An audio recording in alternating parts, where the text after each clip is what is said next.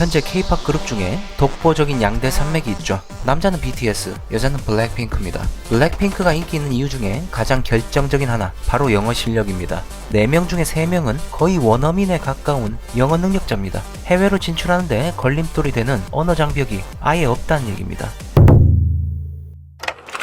먼저 로제 씨는 뉴질랜드에서 태어난 해외 동포입니다. 현재는 복수 국적자라고 하죠. 한국어를 수준급으로 구사한다는 표현이 더 맞을 겁니다. 영어를 잘하는 이유는 굳이 설명할 필요도 없겠죠. 다음 멤버.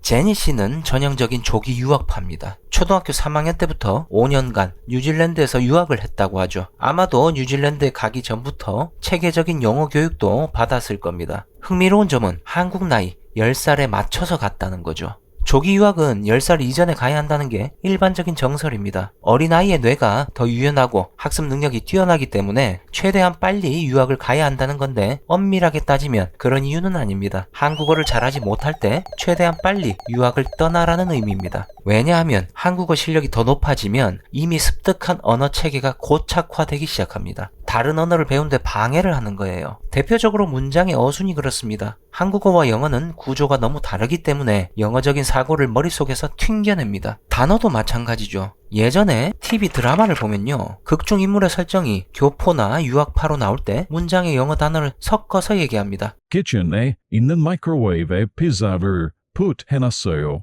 말을 할 때 왜 이런 현상이 벌어지냐면 언어에는 우선순위란 게 있어서 그래요. 한국어보다 먼저 영어 단어가 머릿속에 떠오르는 거죠. 현재는 한국에서도 키친이란 말을 아주 많이 씁니다. 일부 한국인들은 부엌이란 말보다 키친이라는 말을 먼저 떠올릴 수도 있습니다. 어떤 느낌인지 아시겠죠? 그래서 제니 씨는 단지 5년만 뉴질랜드 생활을 했지만 늦은 나이에 유학을 간 한국인과는 전혀 다른 방식으로 영어를 습득할 수 있었습니다. 이건 제 추론인데요. 한국어 실력은 일반적인 기준보다 좀 떨어질 수도 있습니다. 예전에 조기 유학을 다녀온 학생을 과외했던 선생님에게 이런 말을 들은 적이 있습니다. 해석은 잘하는데 수능 문제를 틀린다. 한국어로 이해가 안 된다는 겁니다. 그럼 틀릴 수밖에 없겠죠. 모든 것에는 일장일단이 있습니다. 무조건 뭐가 옳은지는 알 수 없어요. 제니 씨에게는 조기 유학이 탁월한 선택이었지만요. 자, 세 번째 멤버 리사 씨가 있습니다. 태국인이죠. 근데 영어를 아주 잘합니다. 어린 시절에 영어로 수업을 하는 국제학교를 다녔다고 합니다. 현재의 새아버지는 스위스인이라고도 하죠. 그만큼 어린 시절에 영어에 대한 노출이 많았습니다. 자연스럽게 영어를 잘할 수밖에 없는 환경에서 자랐어요. 근데 여기서 흥미로운 점은 한국어도 아주 잘한다는 겁니다.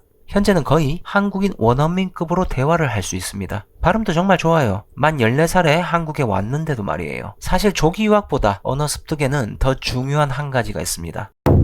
리사 씨는 생존을 위해서 한국어를 습득했습니다. 한국의 아이돌로 데뷔를 해야 하는데 한국어를 못한다? 있을 수 없는 일이잖아요. 아주 치열하게 한국어를 공부했을 겁니다. 그리고 주변에는 태국인도 거의 없었을 거예요. 한국인 연습생들과 생활을 했을 테니까 당연히 한국어에 더 많이 노출됐을 겁니다. 이런 상황이라면 리사 씨가 20살에 왔더라도 한국어를 잘하게 됐을 거예요. 솔직히 제니 씨도 마찬가지예요. 조기 유학을 간 행동은 영어를 정말 필요하게 만든 겁니다. 어린 나이에 뉴질랜드에 가면 대부분 원어민 학생들이 다니는 학교에 입학을 해서 함께 공부합니다. 그런데 20살이 넘어서 유학을 가면요, 아마도 랭귀지 스쿨을 먼저 다니게 될 겁니다. 주로 일본인, 중국인, 영어를 잘 못하는 유럽인 학생들과 영어를 배울 거예요. 살아있는 영어를 접하는데 한계가 있습니다. 대학교에 입학을 하더라도 원어민들과의 교류도 한계가 있어요. 대화를 하려면 공통적인 주제가 있어야 합니다. 그건 어린 시절에 경험했던 영화, TV 프로그램, 음악, 삶의 방식 같은 문화가 포함되어 있습니다. 이런 공통점이 별로 없으면 친해지기 어렵습니다.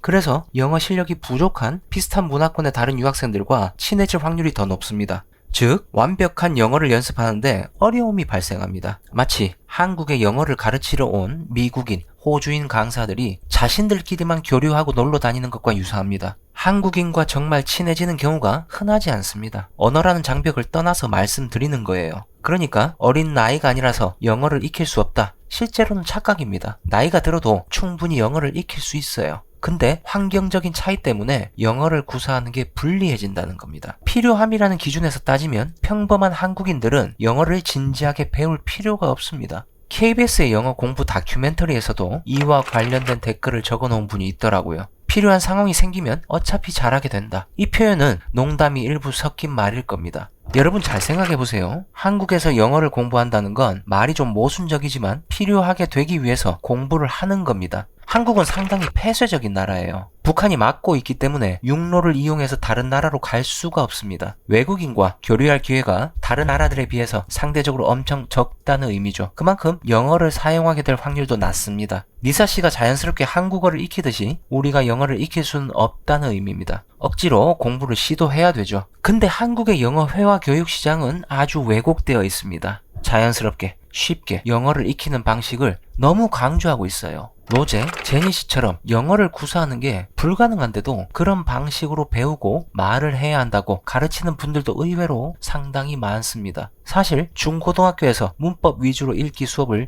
너무 많이 했기 때문에 그 반대급부로 극단적인 공부법이 성행하는 것도 있습니다. 우리가 학창시절에 배웠던 영어 학습법에 문제가 없다고 얘기하는 게 아니에요. 마치 우리가 미국에 살고 있는 사람처럼 영어를 배울 수 있다는 착각도 하면 안 된다는 겁니다. 리사 씨가 한국어를 배우듯이 여러분이 영어를 배울 수 있을지는 객관적으로 한번 판단해 보세요. 그럼 답이 보일 겁니다. 아참, 부모가 영어를 정말 잘하면 원어민식으로 학습도 가능합니다. 대표적인 연예인이 있죠.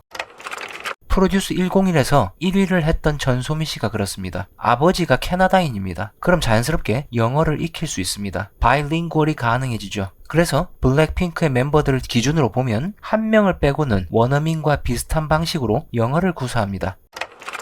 우리가 정말 주목해야 될 블랙핑크 멤버는 지수 씨입니다. 한국에서 태어나서 한국의 학교만 다녔습니다. 영어를 잘하기에는 아주 불리한 환경에서 자랐죠. 아마 지금 이런 생각을 하는 분들이 있을 거예요. 수시로 해외 공연을 가고 블랙핑크의 다른 멤버들에게 영어를 배울 수도 있지 않을까. 틀린 말은 아닙니다. 어떤 영상에서 지수 씨가 I'm so exciting. 이렇게 표현을 하니까 옆에 있던 제니 씨가 No, I'm so excited. I'm so excited. 이렇게 바로 고쳐주는 모습을 볼 수 있었습니다. 근데 지수 씨가 우리나라에서 성행하고 있는 원어민식 영어 회화 공부법으로 배우고 있다면 이해를 제대로 못했을 확률도 있습니다. 그냥 반복해서 말하고 듣고 틀리다 보면 스스로 깨닫는다는 공부법인데요. 제가 24살이 돼서야 이 패턴을 이해했으니까 중학교 1학년부터 영어를 공부했다는 가정하에 정확히 11년 걸렸습니다. 본론으로 돌아가서 영어로 인터뷰를 해야 하는 상황이 있다고 가정해 봅시다. 굳이 지수씨가 나설 필요가 없습니다. 다른 멤버들이 영어로 말하는 게 더 매끄럽게 인터뷰를 할 수 있을 테니까요. 세계적인 걸그룹이지만 지수씨가 영어로 말할 수 있는 기회는 더 적어질 수밖에 없습니다. 그룹 활동을 하면서 영어를 공부하기에는 더 불리한 상황이 된 거죠. 현재는 단독으로 활동을 많이 하고 있는데요. 2023년에는 솔로 데뷔곡을 발표해서 큰 인기를 얻기도 했죠. 맞습니다. 최근에는 1인 기획사까지 설립했다고 합니다. 근데 잘 생각해보세요. 해외 공연을 혼자 가더라도 지수씨 정도 위치에 있는 가수라면 전담 통역사가 따로 동행을 할 겁니다. 영어를 직접 쓸 일이 의외로 많지 않을 거예요. 근데 좀 전부터 궁금한 게 있는데요. 예, 뭐가 궁금하시죠? 현재 지수 씨가 영어를 잘하는지 못하는지 선생님이 정확하게 알고 말씀하시는 건가요? 아, 오해는 하지 마세요. 제가 유명한 걸그룹 멤버를 어떻게 알고 있겠습니까? 단지 지수씨가 영어 공부를 힘들어한다는 가정하에 일반적인 한국인의 말하기 영어 공부법을 설명하려는 겁니다. 자, 그럼 가상의 지수씨는 어떻게 공부를 해야 할까요? 좀 전에 힌트를 하나 드렸었죠. 필요해야 한다고요. 맞습니다. 영어를 잘하려면 필요함이라는 중요한 조건이 있어야 한다고 했죠. 지수씨에게도 그런 필요함을 인위적으로 만들어주는 겁니다. 그게 뭐죠?